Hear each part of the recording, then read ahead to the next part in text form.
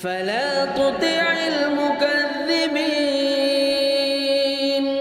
ودوا لو تدهن فيدهنون.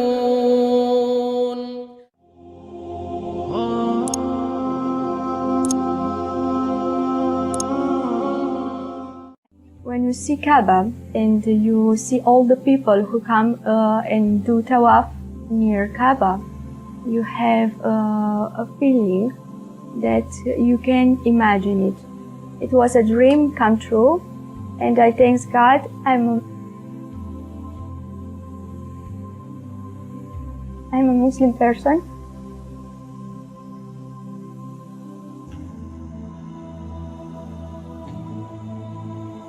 And I do this trip. First time I am on place. Then like somebody must like, this is you, yeah, this is you. I see the Kaaba in front of my eyes. It feels like my Iman has grown like 100 times more than it was before I came here. It's something most realistic thing in my life, in whole my life. If the whole life is dream, this is really there. It's like being now and to the end of the world. Really, is there. It's something what is sticking dunya and akhirah. I get a calling from one sister, and he asking me, Tanya, do you want to go to Hajj? I say, of course. I say, of course, but how it's possible? You can do it. You can do it, really. It's doing for free. Such person like me would become to Islam and just dreaming to come to Mecca. And I even now not quite sure that this happens to me. It's too huge thing for my life. For me, Islam will start about when I read Quran. When I read Quran, for me, like I put last puzzle in my pictures. This is everything like on the place. Everything I understand. Everything. Yes, this must be like speaking to Quran. When people start seeing, they come to Islam. It's not other way. It's not other way. It's not you have your religion.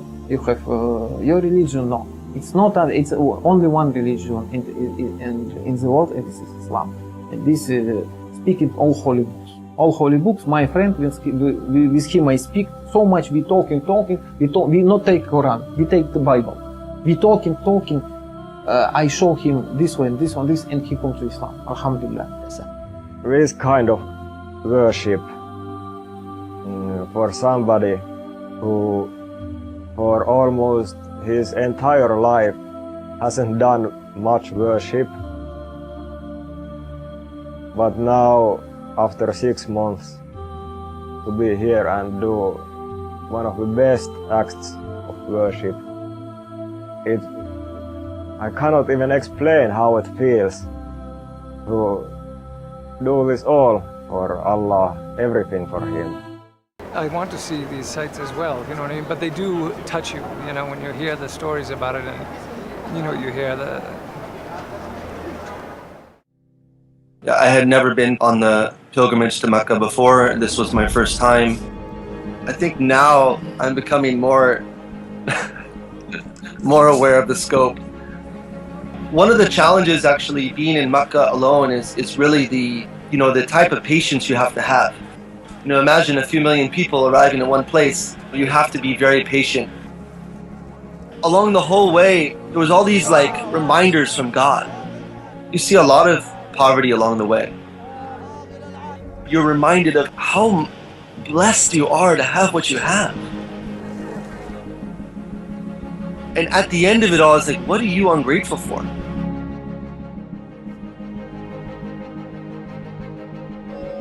It was very real.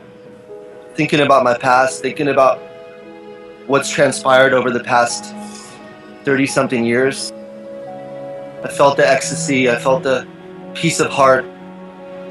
I felt an immense sense of peace and clarity there.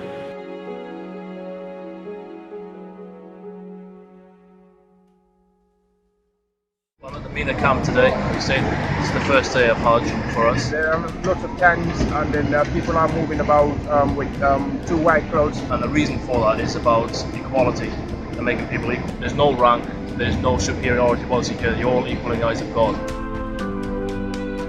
There are people here of different colors, being white, Arab, black, all over the world. They are all in one spirit. Islam shows everyone is equal in the eyes of God. It's a great day, and then it's very emotional and spiritual as well. It's quite a humbling experience, and it's quite good to see that everyone's in unity. And I do think that it broadly reflects some of the values and standards that the British Army has. Hajj itself is not supposed to be an easy thing, it's supposed to be a trial. And this trial is supposed to make us better for the future. We're hopeful that we'll be able to take some of that spirit back to our homes and to the UK and to our families. I feel quite sad that I'm leaving, and I'm just left with this continuing feeling that I need to return here. So my family has concerns and issues, and they also recognize that I have a deep connection with God, with the one God. I believe that people have no idea what Islam is.